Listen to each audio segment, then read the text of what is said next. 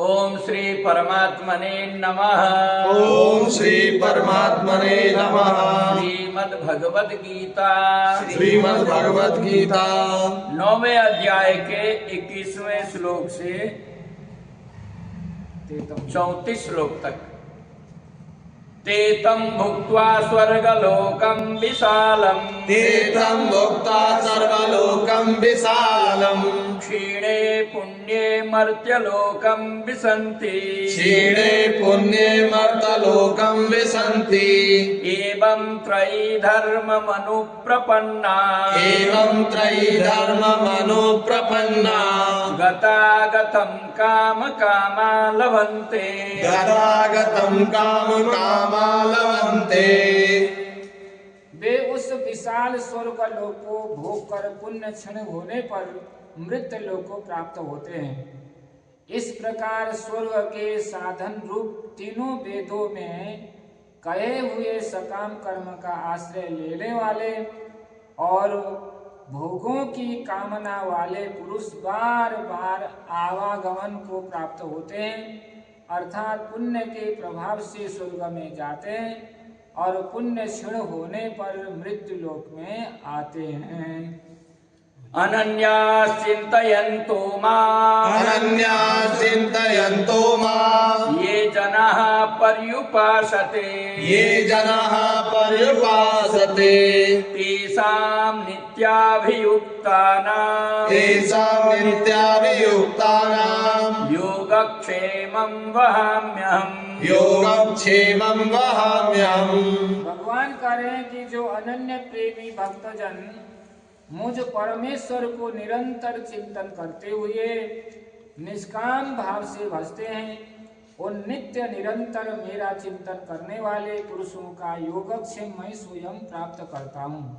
इसमें एक दृष्टांत है कि एक पंडित जी रोज गीता जी के पाठ करते थे, लेकिन घर में दरिद्रता थी, तो कहे कि ये श्लोक में तो भगवान ने कहा कि योगक्षेमम वहाम्यहम्, मैं स्वयं योगक्षेम करता हूँ, लेकिन आज तक तो कुछ नहीं हुआ, हो सकता है ये श्लोक झूठा है। तो उन्होंने लाल स्याही से ऐसे कर दिए और वो गए गंगा जी के किनारे जाकर के स्नान इत्यादि किया और गीता जी का पाठ करते थे, लेकिन इस श्लोक का पाठ नहीं किया।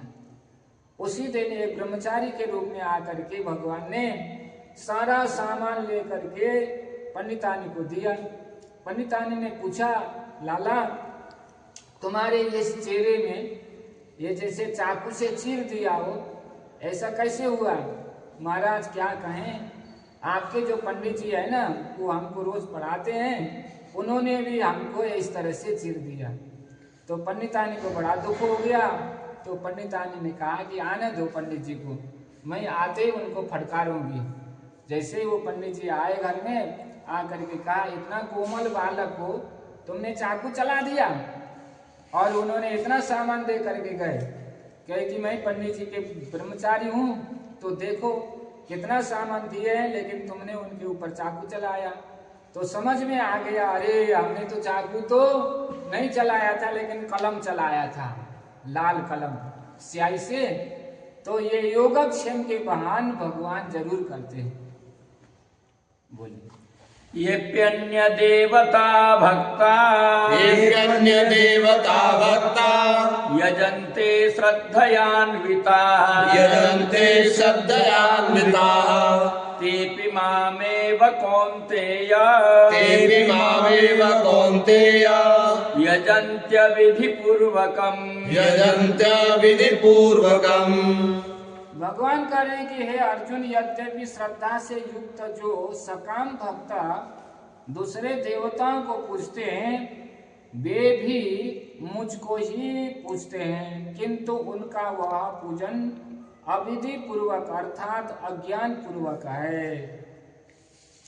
अहम ही सर्वयज्ञानां अहं हि सर्वयज्ञानां भोक्ता च प्रभुरेव च भोक्ता च प्रभुरेव च न तु मामभिजानन्ति न तु मामभिजानन्ति तत्त्वेनातश्च वन्ति ते। तत्त्वेनासश्च वन्दिते। भगवान करें क्योंकि संपूर्ण यज्ञों का भोक्ता और स्वामी मैं ही हूँ, परंतु वे मुझ परमेश्वर को तत्व से नहीं जानते हैं, इसी से गिरते रहते हैं, अर्थात पुनर्जन्म को प्राप्त होते हैं। पुनरपि जननम पुनरपि मरणम पुनरपि जननी जठरे शयनम, ऐसे होते रहते हैं।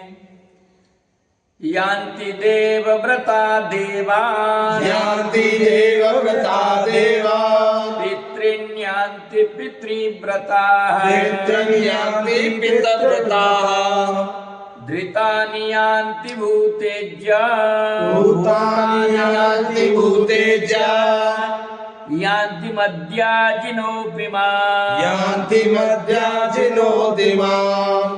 भगवान कह रहे हैं कि देवताओं को पूजने वाले देवताओं को प्राप्त होते हैं और पितरों को पूजने वाले पितरों को प्राप्त होते हैं, भूतों को पूजने वाले भूतों को प्राप्त होते हैं और मेरा पूजन करने वाले भक्त मुझको ही प्राप्त होते हैं।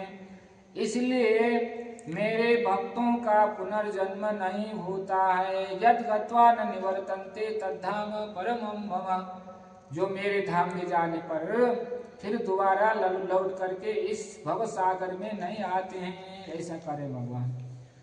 पत्रं पुष्पं फलं तोयं पत्रं पुष्पं फलं तोयं यो मे भक्त्या प्रयच्छति यो मे भक्त्या प्रयच्छति तदहं भक्त्युपहृता तदहं भक्त्युपहृता मस्नामि प्रयतात्मनः मस्नामि प्रयतात्मनः।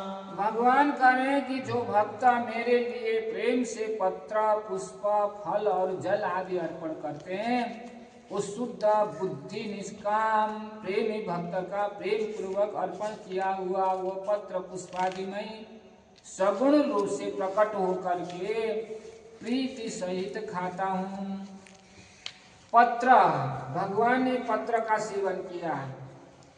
पत्र का सेवन कहाँ किया? जैसे द्रौपदी ने पुकारा तो उनके बटलोई में एक सब्जी के पत्ती चिपकी हुई थी, भगवान ने उसको ग्रहण करके 10,000 ऋषि मुनियों के साथ में आए हुए दुर्वासा ऋषि को तृप्त करा दिया। पत्र, भगवान ने प्रेम पूर्वक पत्र को ग्रहण किया। पुष्प, भगवान कोई पुष्प खाने वाली चीज नहीं है, लेकिन यहाँ कह रहे हैं कि कोई पुष्प भी चढ़ाता है तो मैं उसको भी ग्रहण करता हूँ। पुष्प किसने चढ़ाया? गजराज ने पुष्प चढ़ाया। और फल किसने चढ़ाया? फल सबरी ने चढ़ाई, भगवान को भेंट किया। बदरी फल भगवान को भगवान ने ग्रहण किया। जल आदि किसने अर्पण किए? रंति देव जी ने 48 दिन तक भोजन नहीं प्राप्त हुआ, उसके बाद में जल ही ग्रहण किए, इसलिए भगवान ने रंति देव जी के हाथ से जल ग्रहण किया। इसलिए यहाँ पत्रम पुष्पम फलम तोयम यो मे भक्त्या प्रयच्छति तदहं भक्त परितम अश्नामि प्रयतात्मना। अश्नामि माने ग्रहण करना, पाना होता है। इसलिए भगवान यहाँ कह रहे हैं कि मैं सगुण होकर के, ऐसे तो भगवान निर्गुण निराकार व्याप्त हैं, लेकिन सगुण होकर के जैसे राम कृष्ण इत्यादि रूप धारण करके भगवान ग्रहण करते हैं। यत् करोसि यदश्नासि यत् करोसि यदश्नासि यज्जुहोसि ददासि यत् यज्जुहोसि ददासि यत् यत्तपस्यसि कौन्तेय यत्तपस्यसि कौन्तेय तत्कुरुष्व मदर्पणम् तत्कुरुष्व मदर्पणम्। भगवान कह रहे हैं कि हे अर्जुन, तू जो कर्म करता है, जो खाता है, जो हवन करता है, जो दान देता है और जो जप करता है, वह सब मेरे अर्पण कर। त्वदीय वस्तु गोविंदम तुभ्यमेव समर्पये। जो कुछ भी करो, शुभ काम करो, अच्छा काम करो और मेरे को अर्पण करो, ऐसा करें भगवान। शुभाशुभ फलैरेवम् शुभाशुभ फलैरेवम् मोक्षसे कर्म बन्धनैः मोक्षसे कर्मबन्धनैः संन्यासयोगयुक्तात्मा संन्यासयोगयुक्तात्मा विमुक्तो मामुपैष्यसि विमुक्तो मामुपैष्यसि। भगवान करें कि इस प्रकार जिसमें समस्त कर्म मुझ भगवान के अर्पण होते हैं, ऐसे संन्यास योग से युक्त चित्त वाला तू शुभ और अशुभ फल रूप कर्म बंधन से मुक्त हो जाएगा और उससे मुक्त होकर मुझको ही प्राप्त होगा। समोहं सर्वभूतेषु समोहं सर्वभूतेषु न मे द्वेष्योऽस्ति न प्रियः न मे द्वेष्योऽस्ति न प्रियः ये भजन्ति तु मां भक्त्या ये भजन्ति तु मां भक्त्या मयि ते तेषु चाप्यहम् मयि ते तेषु चाप्यहम्। भगवान करें कि सब भूतों में समभाव से व्यापक हूँ, न कोई मेरा अप्रिय है और न कोई मेरा प्रिय है, परंतु जो भक्त मुझको प्रेम से भजते हैं वे मुझ में हैं और मैं भी उनमें प्रत्यक्ष प्रकट हूँ। अपि चेत्सु दुराचारो अपि चेत्सु दुराचारो भजते मामनन्यभाक् भजते मामनन्यभाक् साधुरेव समन्तव्यः साधुरेव समन्तव्यः सम्यग् व्यवसितो हि सः सम्यग् व्यवसितो हि सः।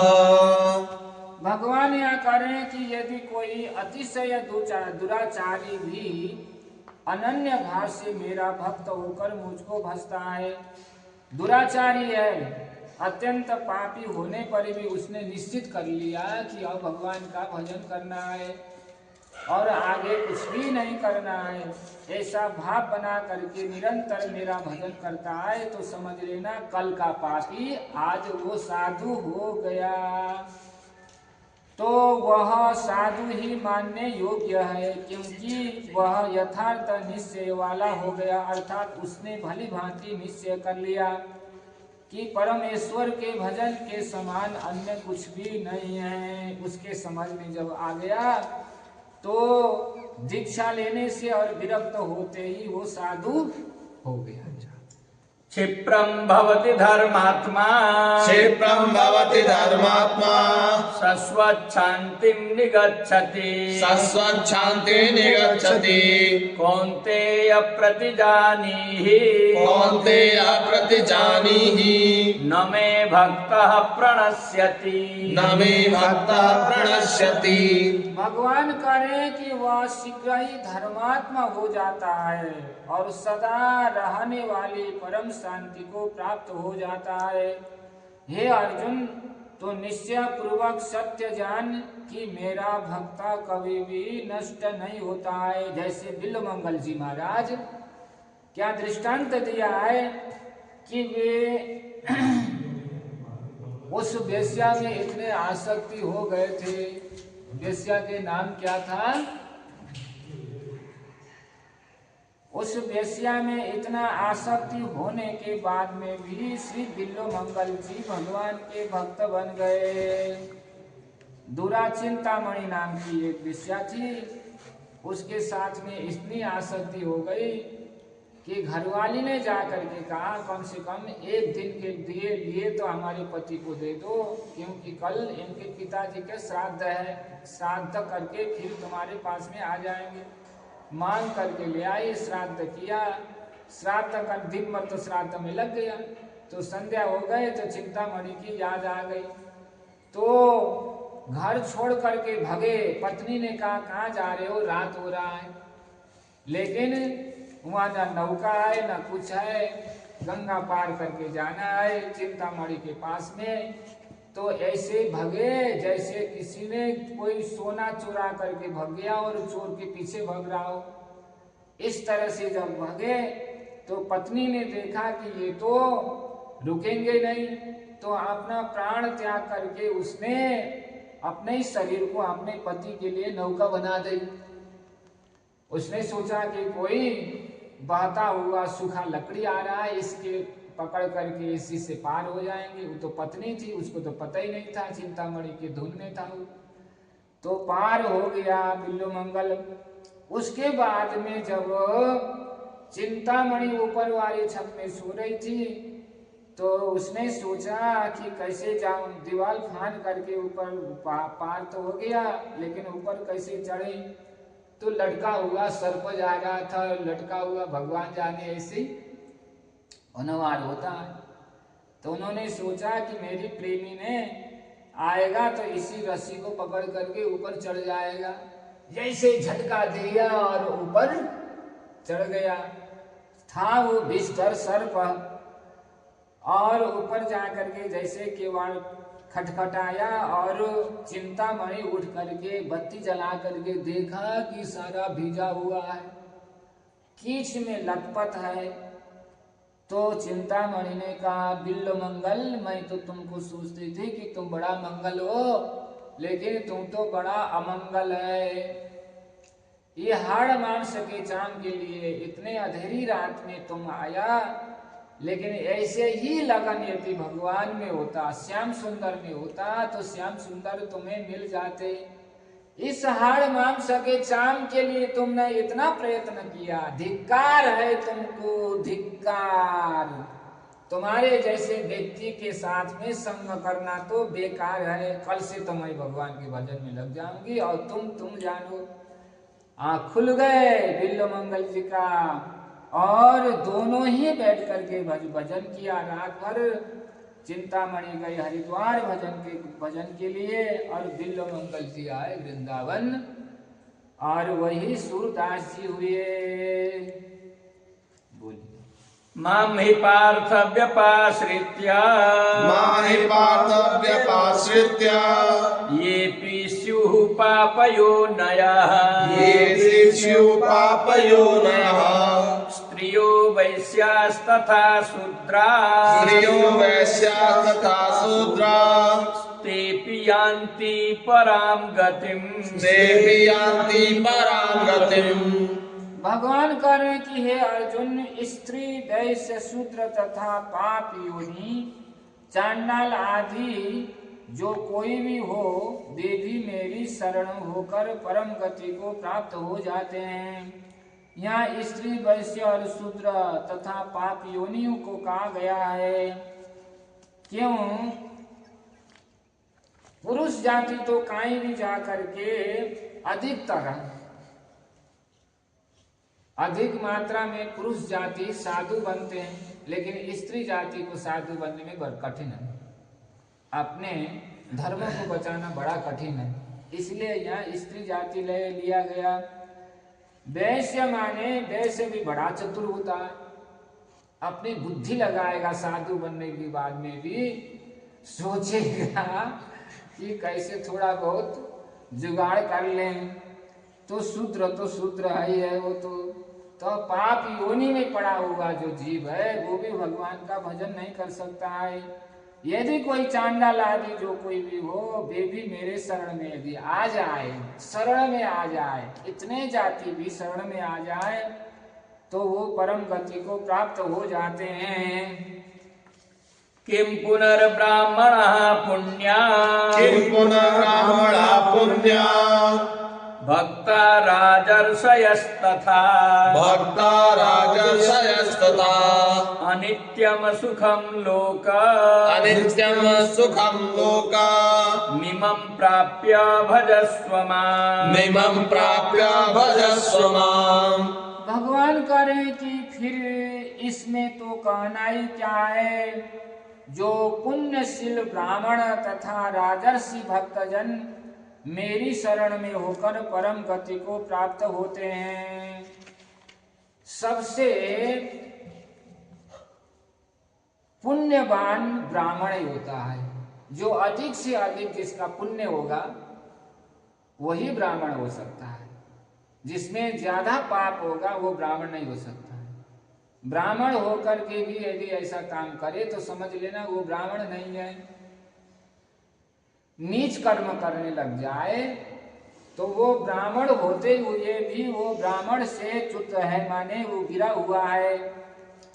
इसलिए जो पुण्यशील ब्राह्मण तथा राजर्षि जो भक्तजन है मेरी शरण में होकर परम गति को प्राप्त होते हैं। इसलिए तुम सुख रहित और क्षण भंगुर इस मनुष्य शरीर को प्राप्त होकर निरंतर मेरा ही भजन कर। मन मना भव मद भक्तो मन्मना भव मद्भक्तो मद्याजी मां नमस्कुरु मद्याजीनां नमस्कुरु मामे वैश्यसि युक्त्वैव मामे वैश्यसि युक्तैव मात्मानं मत्परायणः मात्मानं मत्परायणः। भगवान कह रहे हैं कि मुझ में मन वाला हो, मेरा भक्त बन, मेरा पूजन करने वाला हो, मुझको प्रणाम कर।